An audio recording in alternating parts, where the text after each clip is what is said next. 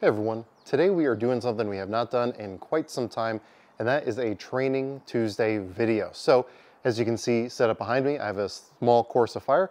This is going to be the 25-meter barricade drill.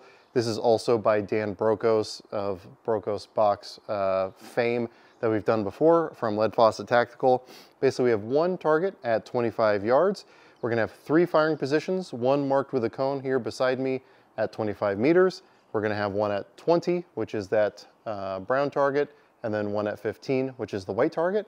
Basically at the beep, we're going to start with 2 rounds from 25, run up to the first barricade, shoot 2 rounds from the right-hand side, 2 rounds from the left-hand side standing, move up to the 15-yard barricade, shoot 2 rounds from the right kneeling, 2 rounds from the left kneeling, and then run back to the 25 and finish off with 2 more shots into the A zone of that 25-meter target.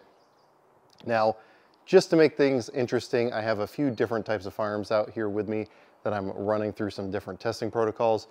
So I figured this would be a good opportunity to do this with a pretty diverse set of firearms, just to see how things compare time-wise and even accuracy-wise.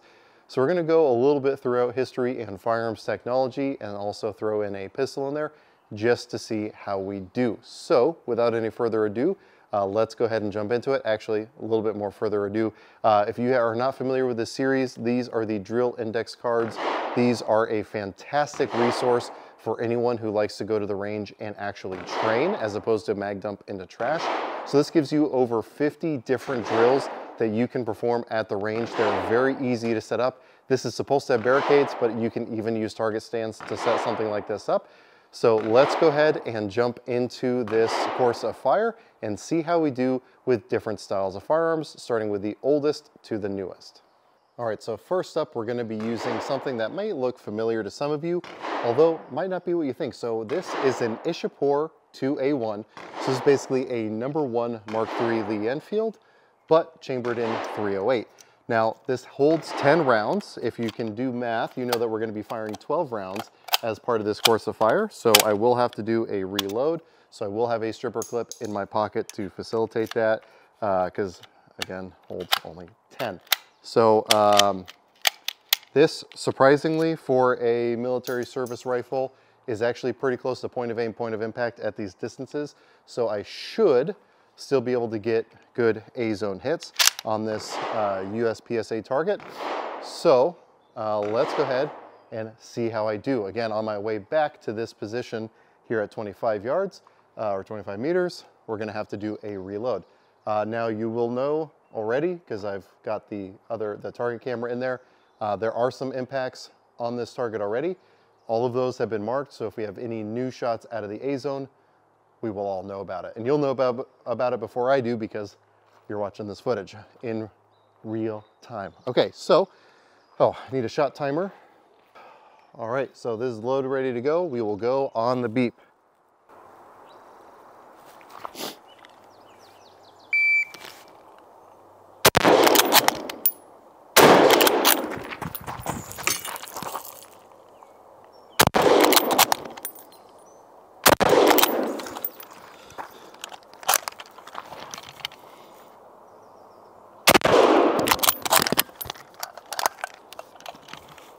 I don't know how Ian from Forgotten Weapons does that.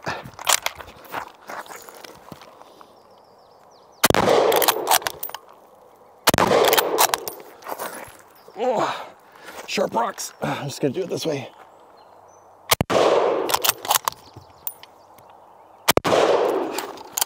Reload. Brass is stuck.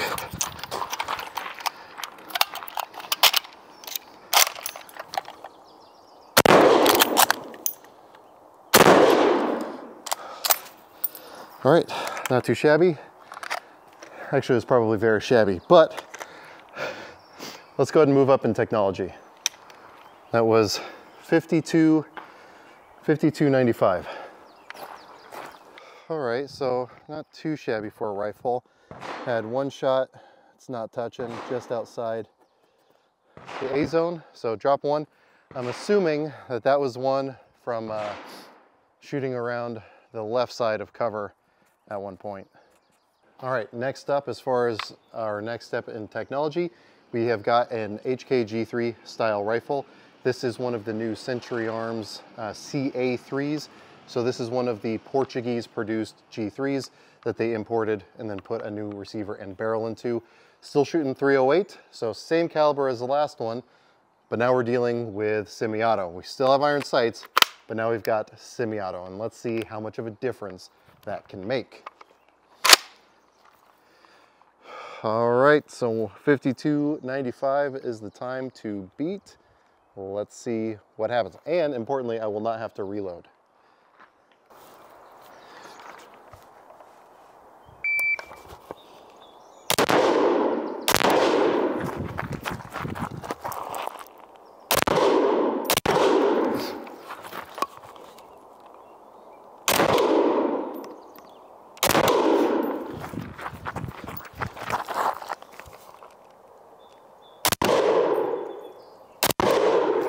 Height over bore is also something I'm kind of taking into consideration here with this rifle especially.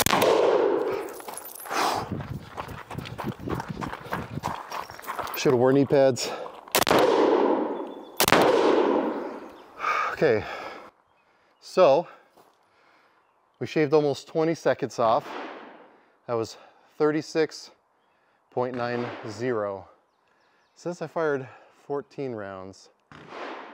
But I know I only loaded 12. This shot timer's been a little spotty as far as adding shots in there. So let's go see if I got it clean.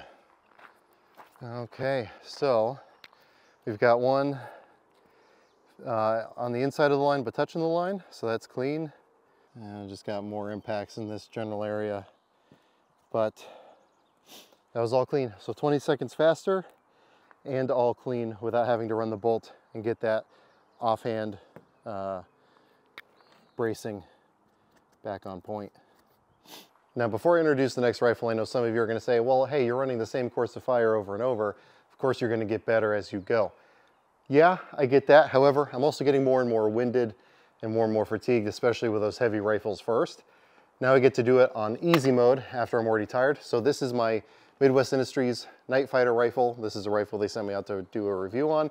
So I've got it fully set up specifically with the idea of it being a night vision oriented rifle. So we got the D-Ball D2. I'm trying out the new SIG Tango lights. I paid for this with my own money for what that's worth. Or no, SIG Whiskey light, no. SIG, whatever they call their flashlights. I forget, Foxtrot? SIG Foxtrot flashlights. I can only remember so much, guys. I apologize. All right, so 36.90 is the time to beat. As long as I can do it clean, I have a feeling we've got a good shot here. All right, so again, on the beep. What if I chambered around first?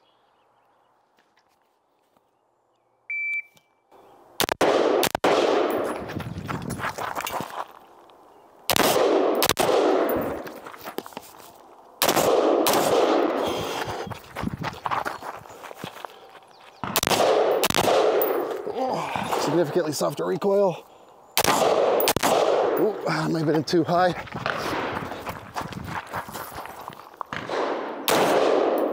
Ooh. I might have been a little bit to the right. One of those. 25.97. It's almost 10 seconds faster. Let's see if that was clean. I can tell you, I'm getting fatigued because even with that light rifle, I was just watching it sway. Yeah. Well, the ones I called were out. So there was one that I broke a little bit too high and one that I broke a little bit too right. The nice thing about 5.56 is because of the lower recoil, I was able to identify those shots immediately as they happen. So if we weren't limited to the total rounds fired in the in this course of fire, I would have 100% known to take another shot. So if this was a match or something like that, I would have just given an extra little confidence round to make sure I get my required number of hits.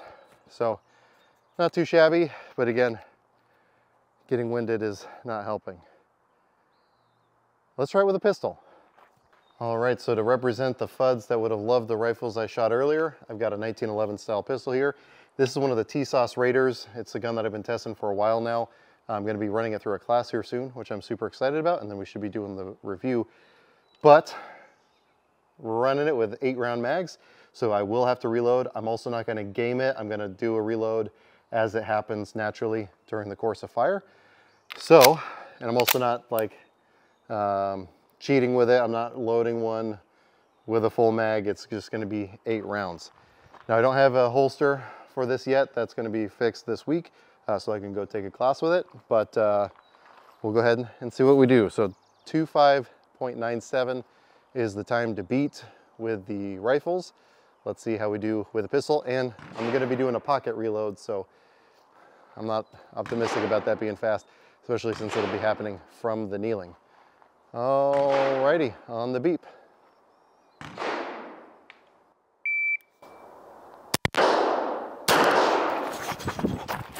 Ooh.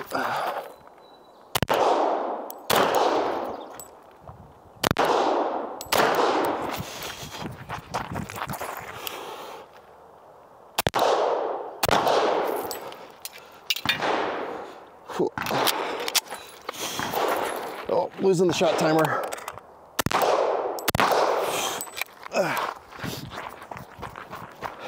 Hopefully it'll pick it up from the ground here.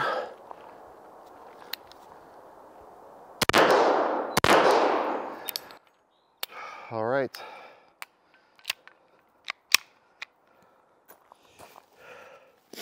So 36.45. Of course, I had to have 45 in the number.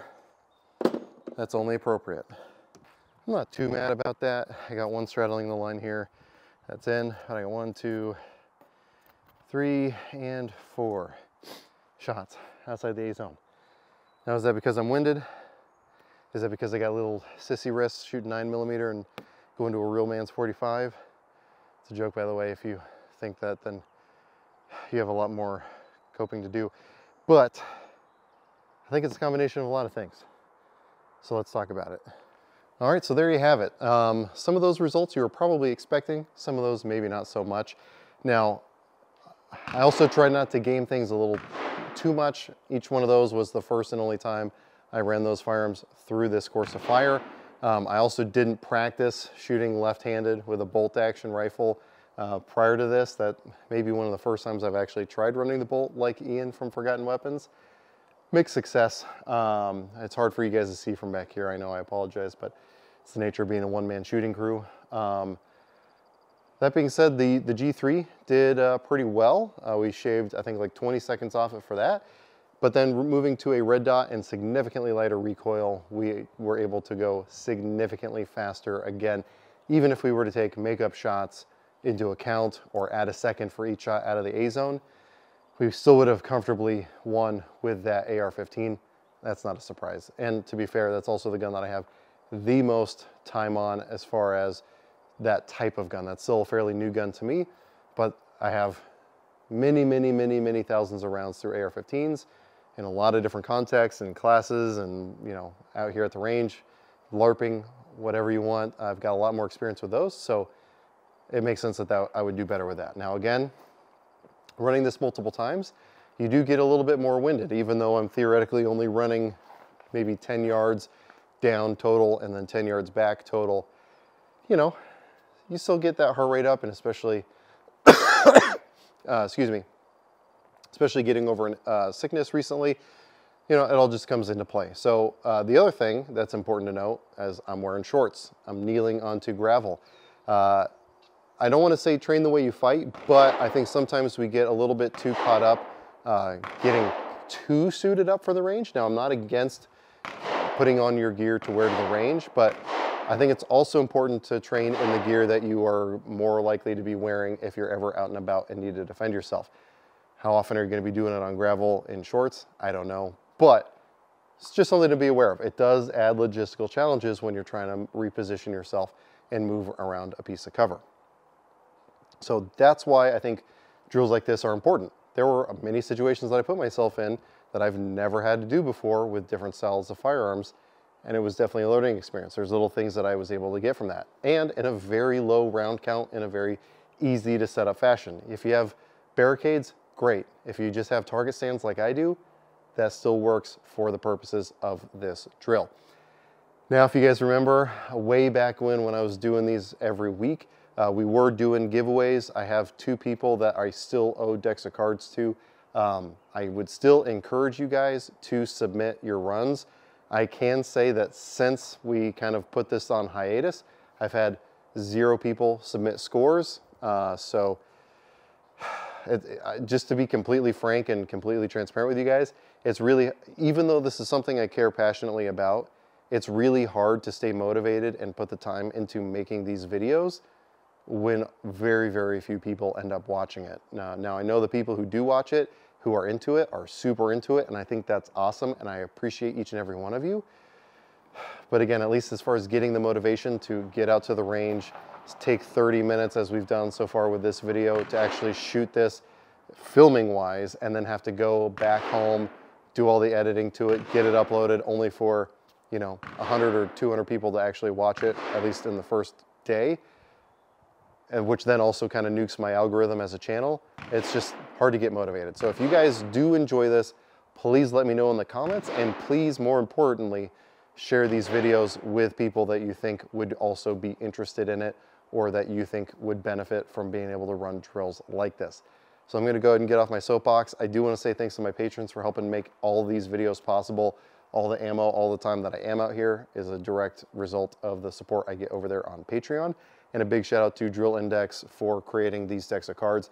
People always ask me questions as though I am affiliated with them or part of their company. That is not the case. I just really believe in what they're doing, and I'm a big fan of it. So that's why I've been featuring their stuff here on the channel. If you have any questions, comments, or concerns, let me know down in the comment section down below. If you think I did poorly or did particularly well, feel free to let me know that as well. Typically, I don't have to invite people to do that.